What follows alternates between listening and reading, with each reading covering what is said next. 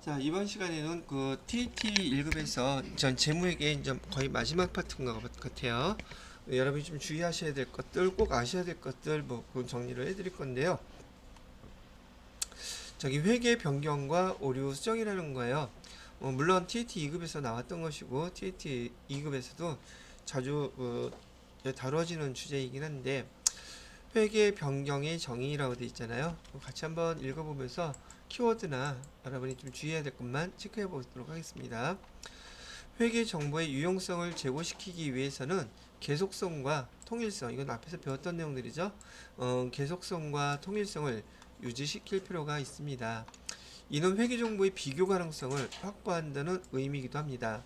비교 가능성은 다음과 같이 구분될 수 있는데 기간별 비교 가능성이라든지 그다음에 기업 간 비교 가능성, 이거는 회계 기본 가정 기본 과정에서 얘기했던 또는 전제 조건에서 얘기했던 항목을 다시 한번 여기서 얘기를 해주고 있네요. 그래서 회계 정보는 이렇게 비교 가능성이라든지 이게 상당히 중요한데 이 비교 가능성을 갖다가 깨는 행위가 바로 회계 변경이란 말이죠.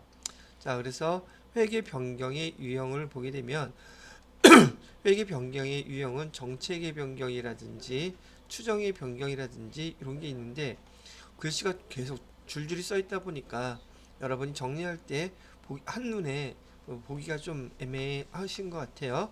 제가 이걸 이렇게 한번 정리를 해봤어요. 회계 변경과 오류 수정 해가지고 회계 변경, 회계 정책의 변경, 추정의 변경, 그다음에 이런 변경에 대한 회계 처리, 그다음에 두 번째 파트에 나오게 될 오류 수정, 이렇게 나누어서 제가 표시를 해봤거든요. 자, 첫 번째 회계 변경을 여러분 그 PPT 자료 나눠드린 거 보시면은 회계 변경은 보통 우리가 흔히 얘기할 때 여기 갭에서 갭으로의 변경이라는 얘기를 많이 해요. 갭이라는 거 지난번에 지금 써드렸었죠. 안 써줘서 또 시침 툭 따고 영어니까 모른다고선 여기다 써드릴게요. 회계 변경 갭이라고 하는 것은 영어로 써져 있는 이니셜 generally 이건 일반적으로라는 뜻이고요.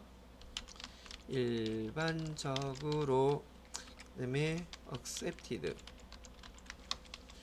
이거는 우리말로는 인정된, 받아들여진 뭐 이런 뜻이 있고요.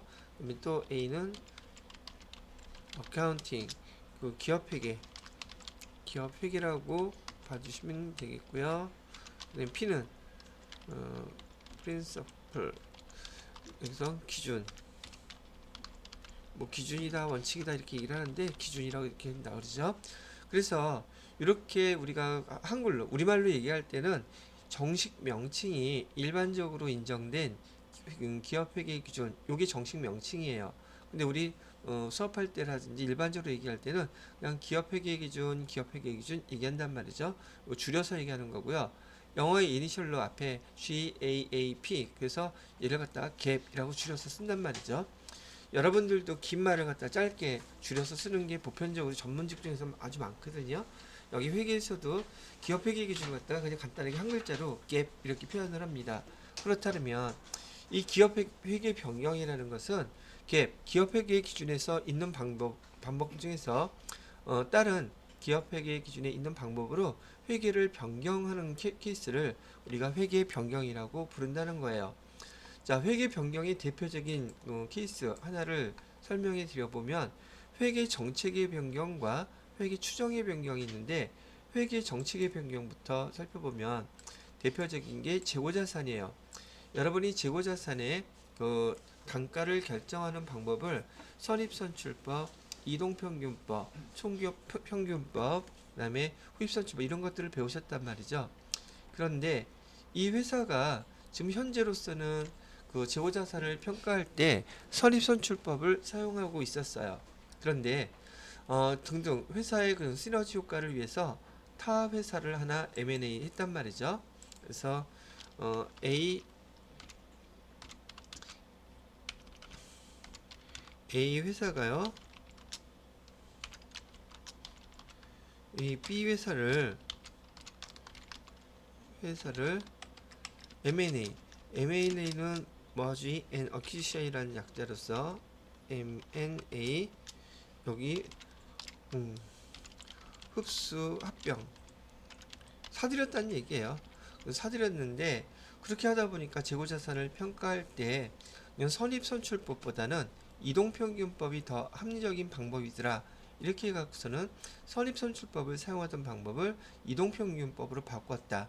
이런 것들은 재고자산의 변경이 되는 것이고, 선입선출법도 이동평균법도 우리 기업회계 기준에 다 있는 방법이거든요. 그래서 선입선출법에서 이동평균법으로 바꾸는 것은 회계 정책의 변경이라고 본다는 얘기예요. 또 유가증권은 주로 이동평균법을 많이 사용하는데 총평균법으로 사용한다. 이것도 회계 정책의 변경에 해당되는 이해가 되겠고, 우리가 제가 설명 지난 시간에 해드렸던 유형자산 평가할 때 원가 모형으로 사용하다가 재평가 모형으로 바꾸는 거, 이것도 우리는 회계 정책의 변경이라고 합니다.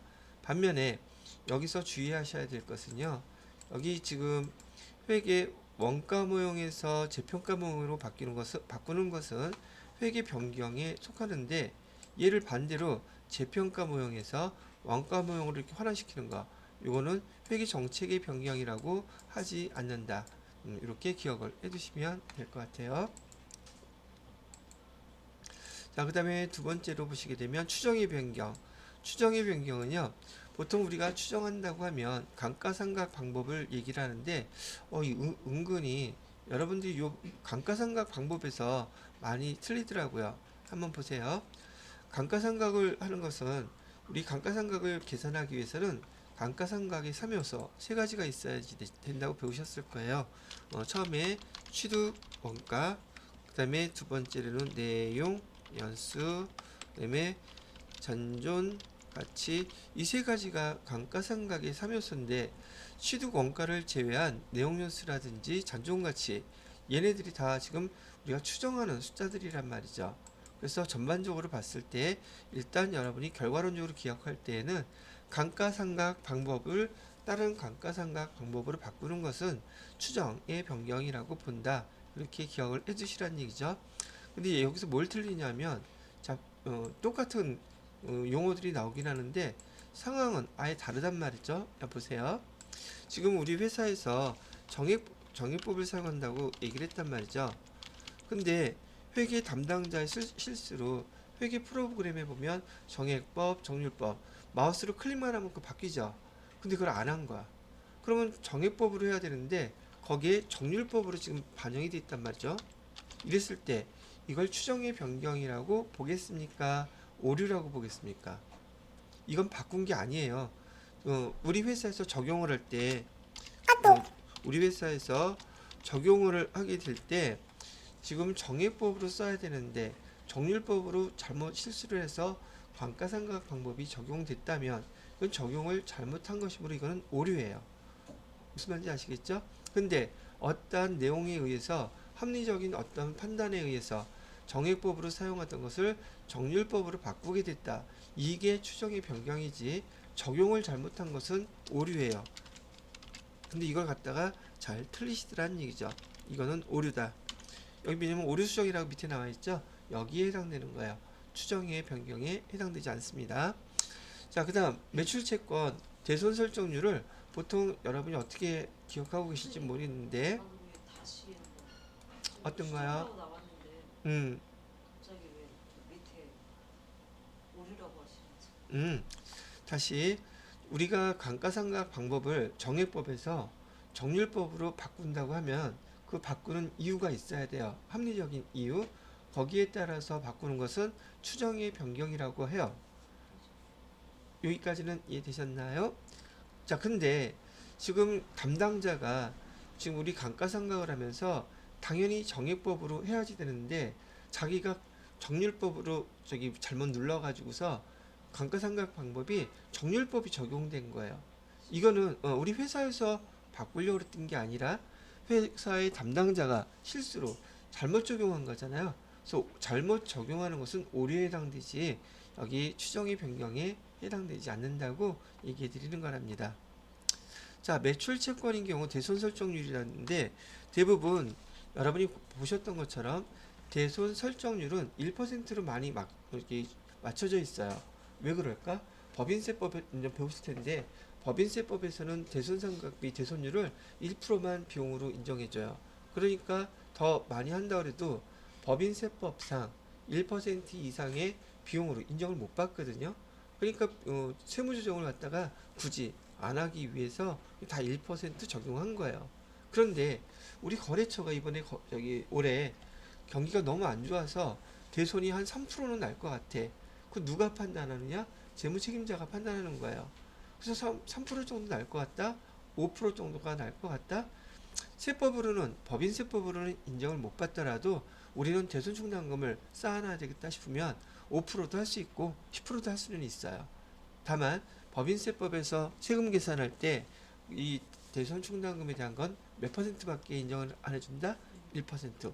대부분의 문제가 그래서 지금 재무회계에서 대손충당금 설정할 때 1%라고 나오는 겁니다. 아시겠죠? 선생님, 그러다가 저렇게 3% 했다가 마지막에 그 법인세를 갑자기 1%로 바꿔버리면 안 되잖아요. 아니요. 나중에 그 세법으로 세금 조정할 때 지금 재무회계에서는 5% 해놨어요. 근데 그 법인세법에서는 1%까지밖에 비용 인정 안 해준다 그랬잖아요. 1%로 조정해줘야지 돼요. 그게 세무조정이에요. 3% 조정한 게 4%를 해줘야 된다는 얘기죠. 3% 했던 게 그냥 없는 거가 되는 결국. 아, 그 뜻이 아니라 그건 배우셔야 되는데 지금 재무회계만 하고 있잖아요.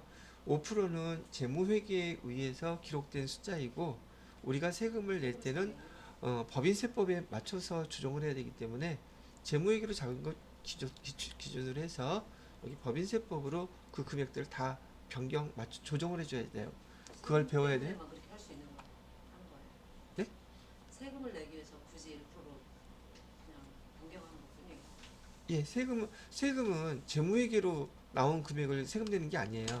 법인세법에 맞춰서 그걸 세법에 맞는 금액으로 바꿔줘야 된단 말이죠.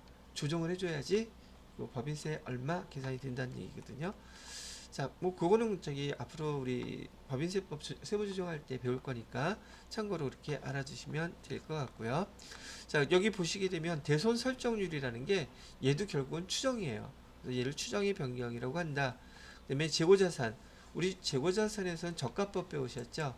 저가법도 우리가 갖고 있는 장부의 금액과 시장에서 거래되는 금액을 비교해서 시장 가격이 더 떨어졌을 때 걔를 갖다가 우리가 여기 뭐죠?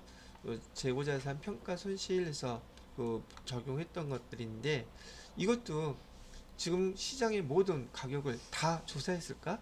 아니면 평균 보니까 가격이 떨어져 있더라. 뭐 그런 거 샘플링을 했을까? 결국 이것도 추정이라는 얘기예요. 그래서 여기 세 가지가 대표적인 회계의 추정의 변경이라고 부르는 것들이라고 합니다. 이렇게 기억을 해주시면 되겠고요.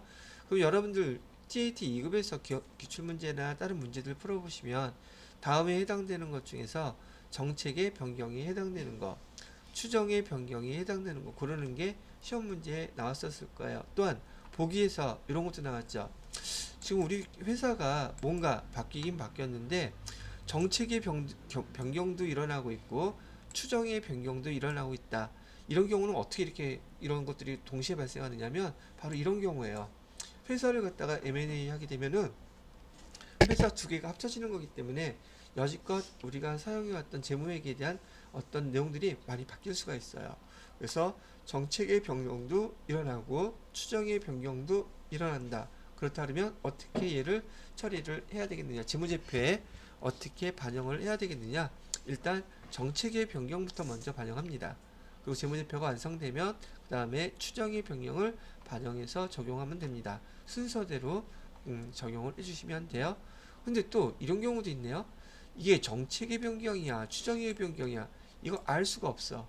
그러면 어떤 것을 적용해야 됩니까? 라고 얘기를 했을 때 복잡한 거는 귀찮다, 간단하게 올해부터 적용하자. 그래서 추정의 변경으로 적용합니다. 이게 맞는지 저게 맞는지 정확한 게 없다 그랬을 때는 그냥 간단하게 추정의 변경으로 합니다. 이렇게 기억을 하시라는 얘기예요. 자, 그런데 이거는 좀 누적 효과는 좀 용어적인 측면이 있는데 지금 한번 보세요. 선입선출법을 사용하다가 이동평균법을 사용하게 되면 재고자산 기말재고는 증가합니까? 감소합니까? 감소하죠? 그러면 매출원가는 증가합니까? 감소합니까? 증가하죠? 이익은 증가합니까? 감소합니까? 지금 감소. 다시? 어, 다시. 이제 아직 머릿속에 얘가 안 그려지고 계시는군요. 자, 기말 보통 제가 여기서 써드릴게요. 또 복습하실 겸해서 여기 자산하고요. 자산, 그 다음에 똑같이 이렇게 할게요.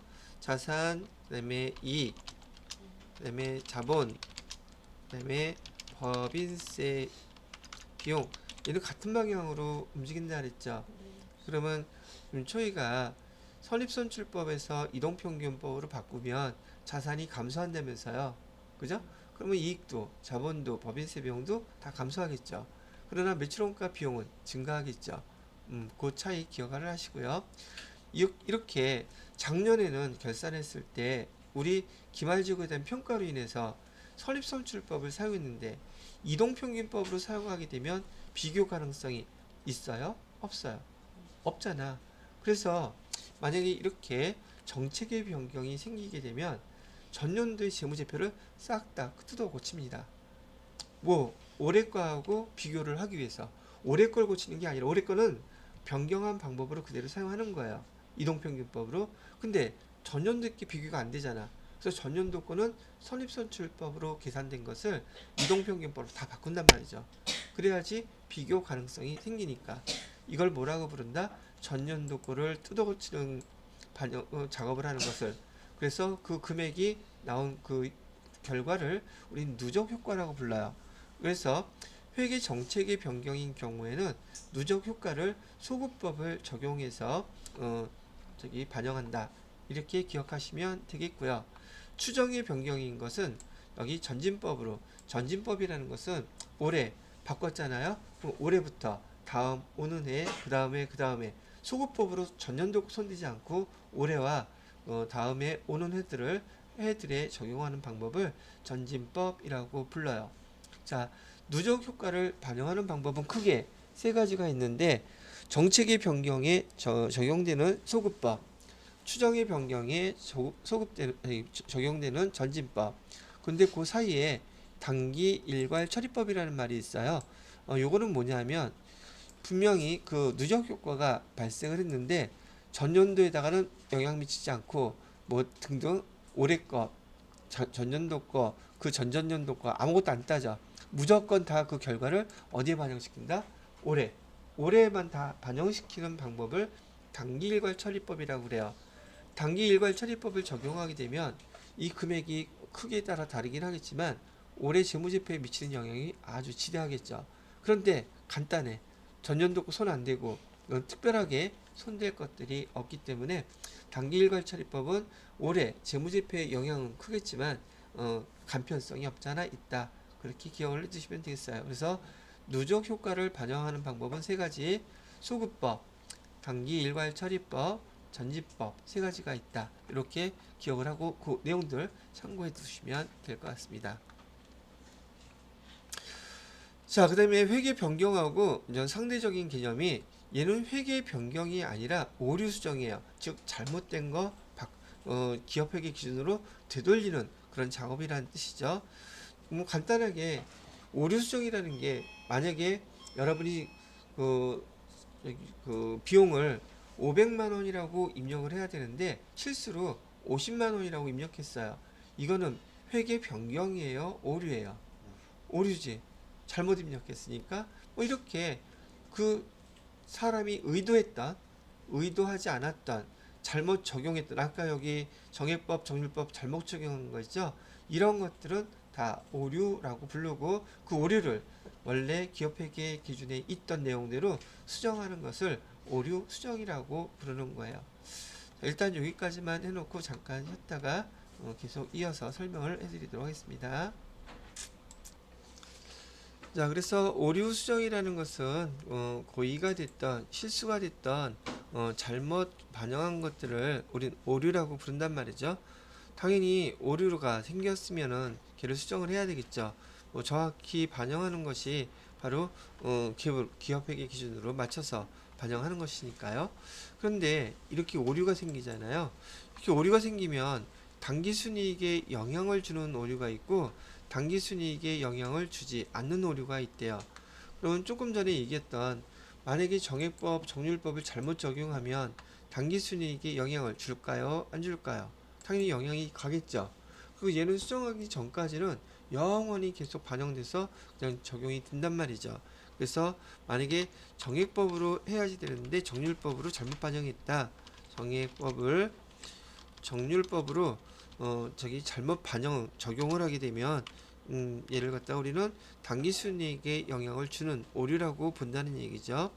여기 적용 문제였었고, 그리고 조금 전에 말씀드렸던 것처럼 금액을 이렇게 50만 원이라고 적어야 되는데 잘못 입력해서 500만 원으로 이렇게 입력을 했다면 이것도 당기순이익에 당연히 영향을 줄 것이며, 그다음에 얘도 마찬가지로 그 금액을 수정해주지 않는 한 영원히 계속 그대로 반영이 된다는 얘기예요.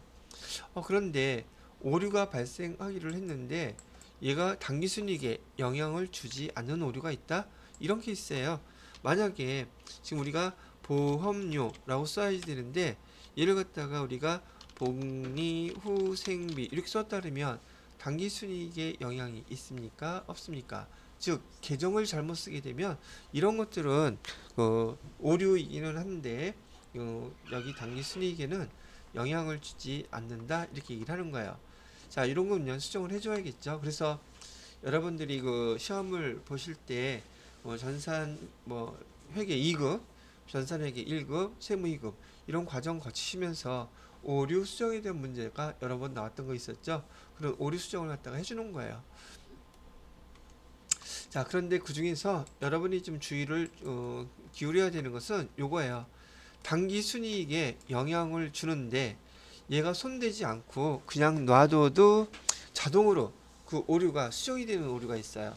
그 다음에 자동으로 수정이 되지 않는 오류가 있고, 자동으로 수정이 되지 않는 비자동 조정 오류는 조금 전에 예를 들었던 이런 항목들이었던 것이고요. 그럼 도대체 어떤 게 가만히 놔둬도 그 오류가 수정이 됩니까? 하는 것들이라는 거죠. 그걸 갖다가 자동 조정 오류라고 하는데, 거기 대표적인 계정이 손익의 이연 계정과 기말 재고에 대한 관계예요. 이 두 가지가 대표적으로 가만히 놔둬도 그 오류가 수정이 돼. 손대지 않더라도.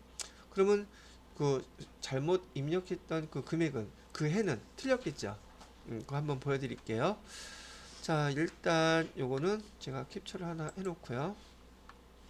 요즘 제가 요거 아주 잘 사용하고 있어. 지금 여기 지금 제가 화면에다가 필기해놨잖아요. 요거를 갖다가 캡처해가지고 제가 보내드린 적 있었죠. 이따가도 똑같이 보내드릴게요. 아주 요즘 사용하면서 서비스를 되게 잘하고 있어요, 제가.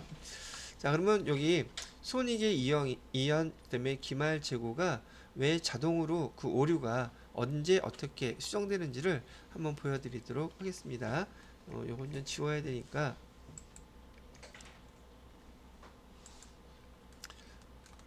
큰 화면에다가 보여드릴게요. 첫 번째 조정은 손익의 이연으로 한번 해보겠습니다. 손익의 이연. 지금 회계 담당자가 이 손익의 이연 우리 기말 정리사항이잖아요. 이거 해줘야지 되는데 몰라. 그래서 쌩까고 냅뒀어. 그런데 어떻게 조정이 되는지를 지금 설명을 해드리려고 해요. 자, 손익의 이연. 연도는 2022년도로 합시다. 2022년도에 12월 31일 지금 뭐에 대해서 우리가 얘기하고 있냐면 계정은 보험료에 대해서 얘기를 하고 있어요. 이 보험료 계정 안에는 내년도 거, 즉 2023년분이 3년분이 50만원 있다고 가정을 해볼게요. 50만원이 있었어요. 50만원이 미경과분 이렇게만 해도 여러분들은 손익의 이연 계정을 분기할 수 있죠. 어떻게 해요? 보험료 비용 처리법으로 이렇게 보험료 해놨는데 미경과분 50만원이 있다는 뜻은 요거 내년도 거라는 뜻이죠. 그러면 차변에 뭐라고 기록해야 돼요? 차변에 선급 비용 내년도 거 50만 원 이렇게 기록하면 되고 대변에다가는 그냥 보험료 이렇게 빼주시면 된다는 얘기죠. 그래서 50만 원 이렇게 빼주시면 돼요. 자, 그런데 이걸 안 해줬어. 그래서 지금 예를 들어서 날짜상으로 뭐 8월 01일 시점이었다고 가정을 하게 되면 지금 여기에 보험료가 뭐 정식적으로 다 해볼까? 150, 예, 22년. 이렇게 쓰지 말고 이걸 좀 정확히 금액을 맞춰서 써볼게요. 금액을 다시 바꿔. 회계처리 이렇게 손익의 이용 계정 한다는 걸 얘기를 했던 건데 이걸 금액을 아예 맞춰서 정확하게 한번 해보자고요.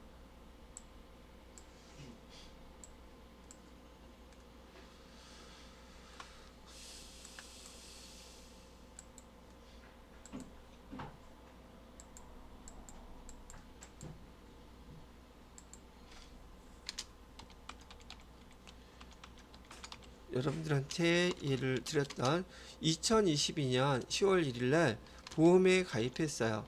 그래서 보험료라고 해가지고 비용을 갖다가 1년치 12만원, 120만원 할까요? 120만원을 이렇게 납부했어요. 그럼 얘는 언제까지냐면 내년 2023년 9월 30일까지 1년치 보험료를 이렇게 납부했다는 뜻이에요. 그러면 12월 31일 날 우리는 회계 처리를 어떻게 해줘야 되느냐면 차변에 선급 비용 해서 내년도 거 90만 원은 이렇게 빼주고 대변으로 보험료 이렇게 90만 원을 빼줘야 돼요. 자, 뭐 어차피 손익의 이연 문제 나왔으니까 요거 갖고 복습할 수 있는 거 같이 복습하면서 저기 진행을 해볼게요. 여기 지금 시험 문제에서 여기 12월 31일 날 회계 담당자가 요 처리를 하지 않았을 경우 이 처리를 안 했대요. 그냥 처음에 보험료로 120만 원 나간 거 그대로 놔뒀다는 얘기예요. 그러면은 재무제표에 미치는 영향은 어떨까요? 첫째, 비용은 과대, 과소 뭐겠습니까? 보험료 지금 과대로 돼 있죠. 여기서 얼마를 빼줘야 되는데 90만 원을 소멸시켜줘야 되는데 소멸시키지 않았기 때문에 과소가 아니라 과대 계상돼 있는 상태예요. 그죠? 90만 원이 더 과대 계상돼 있죠? 그러면 여기 따라서 자산은 과대겠어요? 과소겠어요? 반비례 관계니까 과소 계상이 되어 있겠죠? 그죠? 왜? 선급비용 이렇게 써줘야 되잖아요. 선급비용 자산이잖아요. 근데 지금 기말에 이거 안 해줬잖아. 그러니까 자산이 기록 안 됐겠죠. 그럼 자산 기록돼야 되는데 기록 안 됐으니까 과소계상 되겠죠. 그 다음부터는 자동 이익도 과소계상 되겠죠. 그 다음에 자본도 과소계상 되겠죠. 법인세 비용도 과소계상 된다. 이것도 한번 같이 연습을 하는 거예요.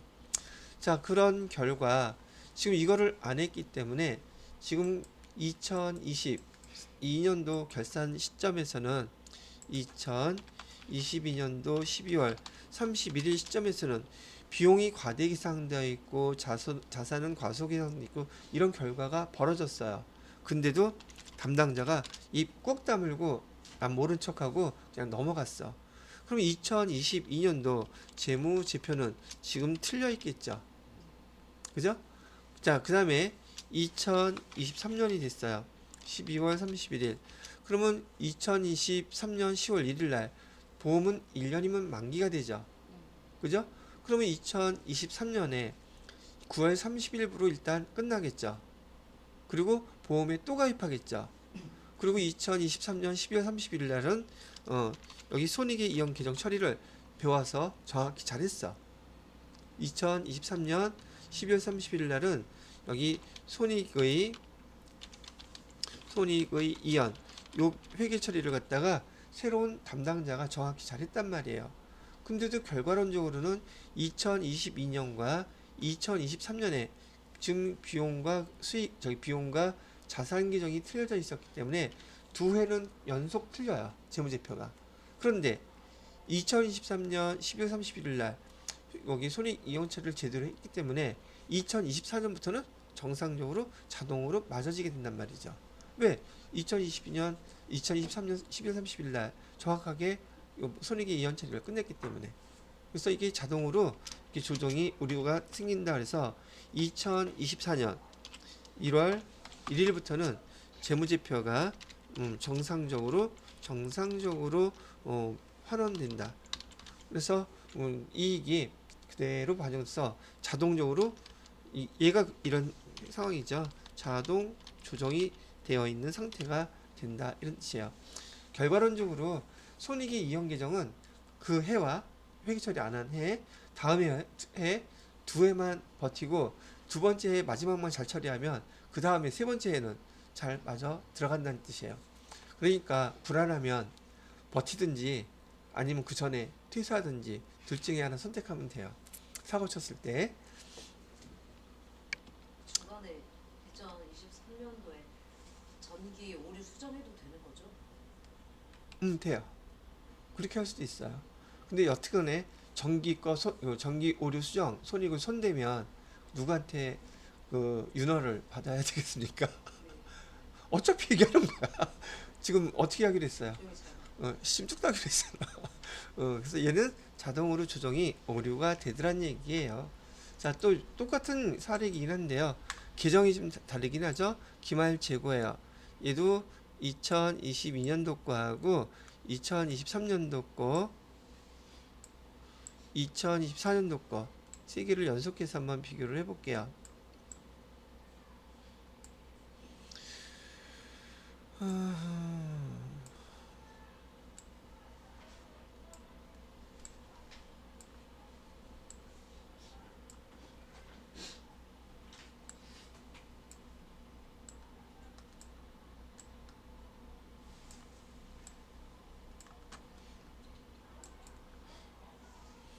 얘는 2022년도 기말이고요.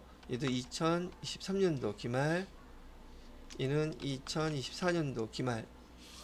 자, 지금 문제가 뭐가 되느냐면 2022년도 결산할 때 기말 재고가 1000 이렇게 기록을 해놨는데 알고 봤더니 이 기말 재고는 1000이 아니라 900이었다는 거예요. 그럼 기말 재고 좀 틀려져 있죠. 그럼 매출원가도 틀려져 있겠죠. 손익계산서 당기순이 틀려져 있겠죠. 줄줄이 다 틀려 있단 말이에요 지금. 근데 시침 뚝 따고서는 지금 얼마를 그냥 놔뒀어요. 기말재고 1000을 그대로 놔뒀어요. 맞는 거는 원래 어떤 건데 900이 맞는 건데, 그러면 이 기말재고가 다음에 기초재고로 이렇게 가겠죠. 그죠? 그럼 여기에 기초재고로 1000 이렇게 오겠죠.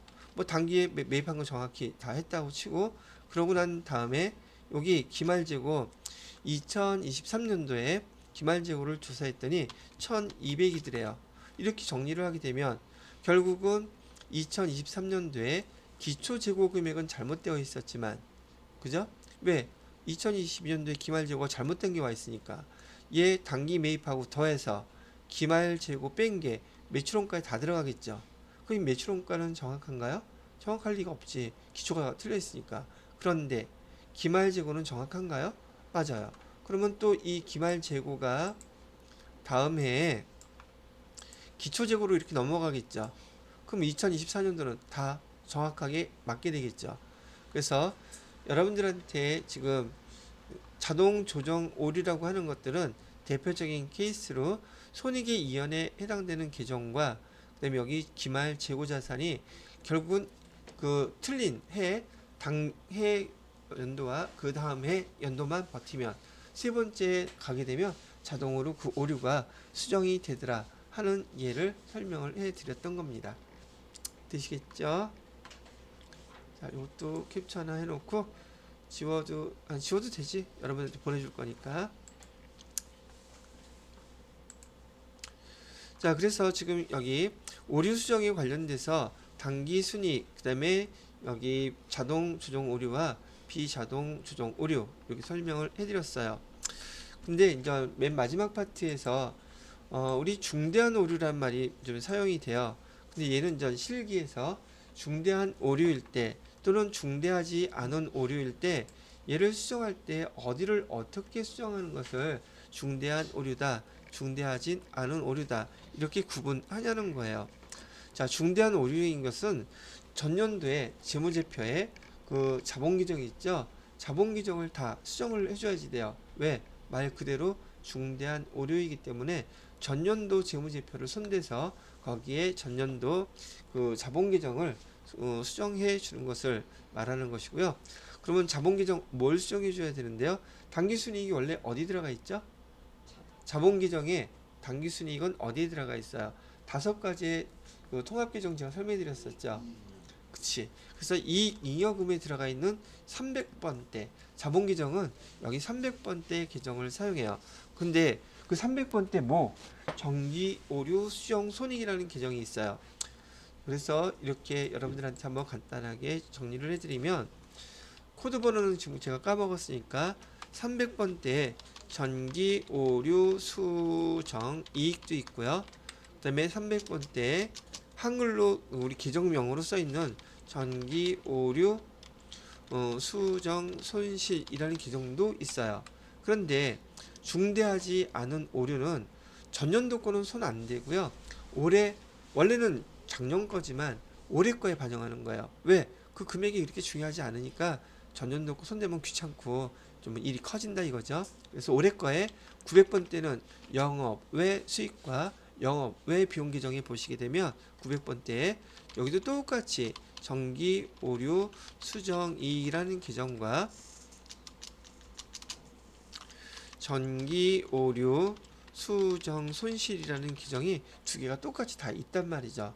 근데 300번대 그 규정들의 정기 오류 수정 손익은 중대한 오류라고 하면 얘를 손대는 것이고 이 규정을 사용하셔야 되는 것이고, 그다음에 중대하지 않은 오류라고 하면 올해 단기에 반영되는 영업 외 손익 규정의 정기 오류 수정 이익이나 정기 오류 수정 손실을 사용하시는 거라고 얘기해 드리는 거예요. 자, 여기까지가 여러분 세무 저기 뭐죠? 회계 변경과 관련돼서 여러분들한테 TET 2급 때 설명했던 내용들을 다시 한번 정리를 제가 해 드린 것이랍니다. 자, 이렇게 하고 방금 전에 거요. 네? 방금 전에 거 쓰신 정기 오류 수정 이익할 때 네. 여기 제가 이제 이거 56회 들어가서 봤을 때 그 미처분 이익 이용 미처분 계산 거기에 보면 이렇게 재무상태표 이런 것처럼 자, 화면 여기 보시게 되면 지금 오견 씨가 얘기하시는 제가 화면을 여기다 잘 빼놨죠? 여기 미처분 잉여금 계산서에 보게 되면 우리가 배웠던 것은 정기월 미처분 이익 잉여금하고 당기순이익만 자본 규정에서 제가 설명을 해드렸었는데 그 중간에 보시면 정기 오류 수정 이익과 정기 오류 수정 손실 370번과 372번 이렇게 나와 있죠. 그리고 계정을 우리가 조회할 때 정기 5 이렇게 치게 되면 계정이 300번대 2개 하고요. 900번대 2개가 이렇게 나와 있어요. 그래서 중대한 오류다 그러면 거기 계정에 맞게끔 300번대에서 선택하시면 여기 우리 이 잉여금 항목에 있는 이쪽에 이 금액들이 이렇게 반영이 돼요. 그래서 중대한 오류일 경우에는 전년도 거를 이렇게 수정해 주는 것이고, 그다음에 이렇게 중대하지 않다 그러면 손익계산서 상에서 900번대 영업의 이익이나 영업의 수익 계정에 요 계정이 있거든요. 여기 보시게 되면 정기오류 수정이익은 912번이고요. 정기오류 수정손실 계정은 962번에 이렇게 나타나 있다는 얘기예요. 자, 그래서 지금 이걸 여러분이 당장 사용할 것은 아니고 개념적으로 일단 정기오류 수정 이익 손실은 이렇게 반영을 하면 된다라는 걸 말씀해 드린 거랍니다. 자, 여기까지 설명해 드렸고 지금 여러 번 나눠 드렸던 여기 PPT 자료에 보면은 지금 제가 설명해 드렸던 회계 정책 변경의 예와 회계 추정 변경의 예까지 교재에 있던 거 설명을 해놨는데 이 내용은 TET 2급에 있는 규정이에요. 교재에 있는 예제예요. 그래서 지금 여기는 그 내용 연수가 변경되는 회계 추정의 변경에 대한 걸 한번 예를 들어 놓아 보았습니다. 자, 그래서 여기 나와 있는 건 중대한 오류와 중대하지 않은 오류에 대한 거 반영된 것도 보여드렸고요. 자, 여기까지 일단 마감을 해야 되나? 천천히 보여줘. 화면 어디 갔어? 네? 분계해놓은 거. 어떤 분께요? 이거 캡처해서 주시. 캡처 제가 이 파일 안 드렸어요? PDF 이 파일. 부분만 이 어? 부분만 해주시면. 아, 이 부분만 캡처해 달라고요? 에이, 뭐 어렵다고. 캡처해 드릴게요. 됐죠? 뭐가 돼요? 아직 안 보내드렸는데. 제가 그럼요. 보내드려야죠. 자, 그러면은 여기 보셨으니까 잠깐만 쉬었다가 여기 지금 10이라고 되어 있는 회계의 특수한 문제가 여러분 교재에서는 뭐라고 나와 있더라?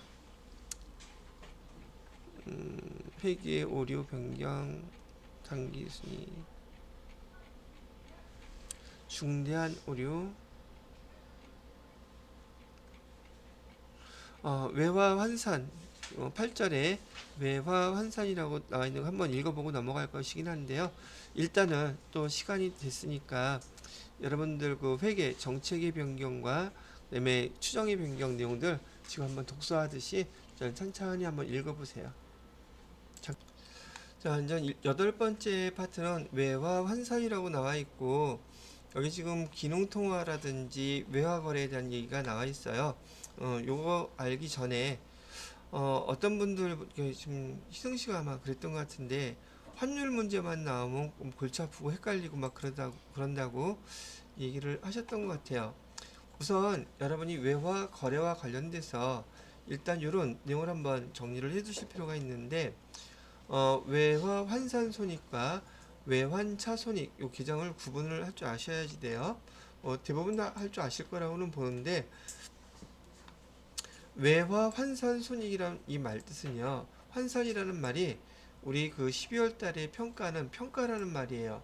그러면 얘는 실제로 외화 자산이나 외화 부채를 주거나 받거나 하지 않은 상태에서 12월 31일의 환율과 그 이전에 발생했던 거래로 인한 환율을 두 개를 비교해서 환율 차이를 인식하는 계정이에요. 그러면 12월 달이니까 계정이 기니까 긴 거 사용해서 그랬죠. 외화 환산 이익 그러면 6글자예요. 그죠? 거기에 반해서 외환차 손익이라는 계정은 실제로 그 결제가 이루어진 경우에요. 실제로 결제가 이루어졌으니 돈을 받거나 돈을 줬는데 그 거래했던 그 시점하고 그 전에 발생했던 시점을 비교해서 환율의 변동이 사항이 생겼기 때문에 그때 외화 환율의 차이를 외환차익 또는 외환차손 이렇게 계정으로 정리를 한단 말이죠. 쓴단 말이죠. 자, 하나 예를 들어볼게요. 우리가 $10,000 이때 환율은 1,000원이었대요. 그래서 상품을 매출했는데 12월 1일 날 환율 1,000원을 사용해 가지고 $10,000 곱하기 1,000원 하면 상품 매출한 거 1,000만 원이 될 것이고 돈 아직 못 받았으니까 만약에 그 외상 매출금을 1,000만 원으로 잡아놨단 말이죠. 근데 12월 1일 날 매출을 거래를 했는데 대금이 같은 해 안에 외상 매출금이 회수됐어요. 그런데 환율이 지금 달라져 있단 말이죠.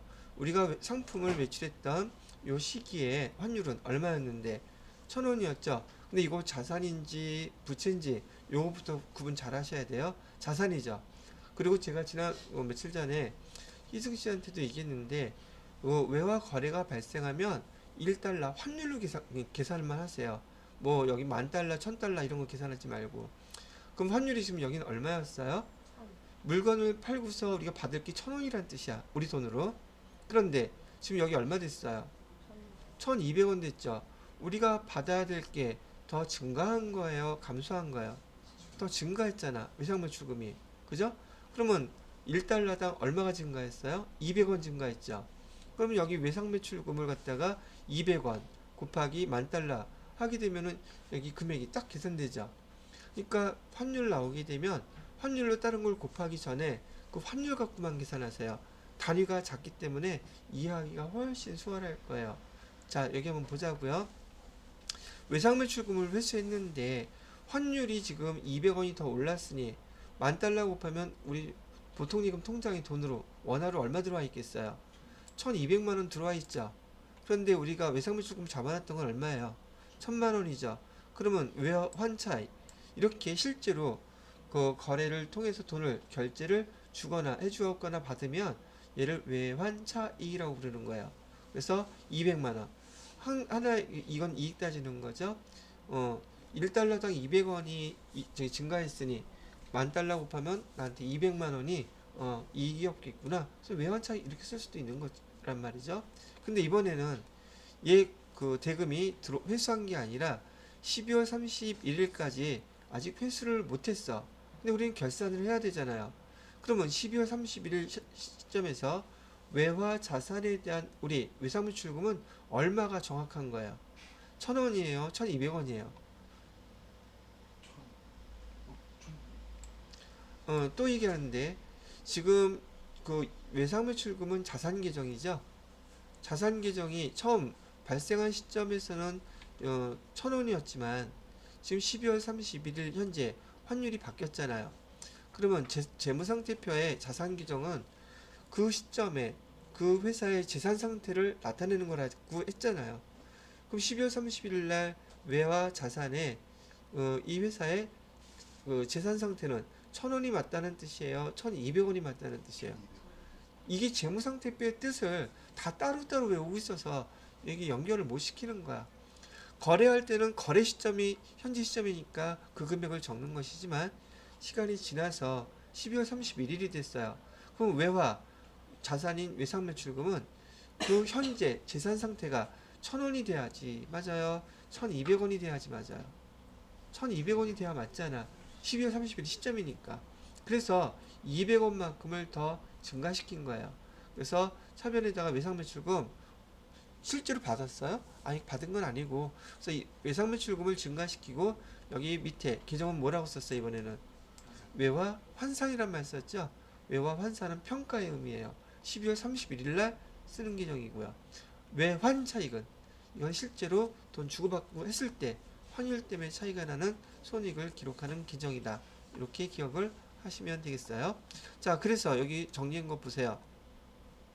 거창하게 외화 환산 회계라고 되어 있지만 외화 환산 손익은 제가 긴 거니까 12월 31일 날 쓰라 그랬죠. 그걸 여기서는 회계 규정에서 뭐라고 쓰기로 했어요? 보고 기간 말, 보고 종료일, 결산일 다 똑같은 말이죠. 날짜는 며칠을 가리키는 거예요? 다 12월 31일을 가리키는 거예요. 그 다음에 외환차 손익은 서로 받았거나 줬거나 상환할 때 실제로 외화 대금 결제를 할 때 그때 쓰는 계정이에요 라고 얘기를 했었고요. 그다음에 뭐 화폐성 항목이다. 아 이건 몰라도 돼요. 요것만 정확히 기억하셔가지고 여러분들이 그 계정 헷갈리지 않도록 보시는 게 좋을 것 같다고 얘기를 하는 겁니다. 자, 요거 설명을 해드렸고 교재는 뭐라고 나와 있나? 자, 기능통화 간단하게 정리만 해드리고 넘어갈게요. 지금 우리가 우리 지금 사용하는 모든 기업에서 현재 우리나라에서 사용하는 것은 보편적으로 그 돈이 원화로 거래가 되고 원화로 기록되고 그러겠죠. 그걸 기능통화라 그래요. 그럼 미국에서는 그 돈으로 걔네들도 상거래 행위를 하고 있겠죠. 거기 기록되는 거 기능통화는 원하겠어요? 달러겠어요? 그 기능통화라는 건 간단하게 내가 지금 물건 살 때 어떤 화폐로 사느냐가 기능통화예요. 그러면 보편적으로 기능통화는 그 나라에서 주로 사용되는 화폐가 되겠죠. 이해됐어? 자, 그런데 삼성전자는 우리나라에도 회사가 있고 전 세계 각국에 지사들이 다 있다 그랬죠. 그러면 각국의 각 나라들은 다 그 지역의 기능통화를 사용하고 있을 거 아니겠어요. 자, 그런데 삼성이 주인이에요. 다른 나라에 있는 지사들은 다 삼성의 재산이에요. 근데 얘를 갖다가 결산서를 만들어서 보고하려고 그래. 그러면 전 기능통화를 사용하는 게 아니라 뭘 사용해야 돼요? 보고통화를 사용해야 돼. 지금 삼성이 대한민국에 있는 기업이기 때문에 보고할 때 주주들한테 주로 원화로 계산된 걸 보여주겠어요? 달러로 계산된 걸 보여주겠어요? 유로화로 된 걸 보여주겠어요? 원화잖아. 이제 그게 보고통화가 되는 거예요. 거기에 비교해서 각 나라에서 지금 사용되는 통화들은 다 기능 통화가 되겠죠. 그 기능 통화들을 뭘로 다 바꿔줘야 돼요. 보고 통화로 다 바꿔줘야지 그 재산이 합쳐질 거 아니겠어요. 그걸 뭐라고 한다 그랬어요? 걔를 연결 재무제표라고 얘기합니다라고 얘기해드렸던 거예요. 외화거래 최초 인식이라든지 요거는 저기 그냥 읽어보시고요.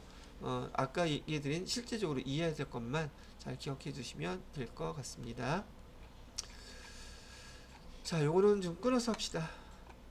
중지.